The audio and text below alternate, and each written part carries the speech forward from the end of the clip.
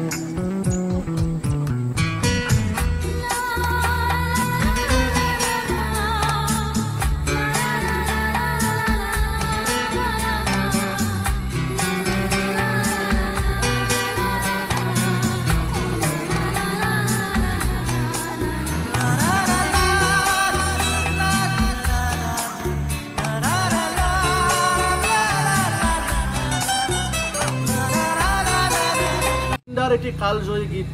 মায়াবিনী ৰাতিৰ বুকুত আৰু যিটো গান তেওঁ বহুত ভাল পাইছিল আৰু সেই গানটি আমি একেলগে দুফাকি গাই তেওঁক শেষ শ্ৰদ্ধাঞ্জলি জ্ঞাপন কৰিম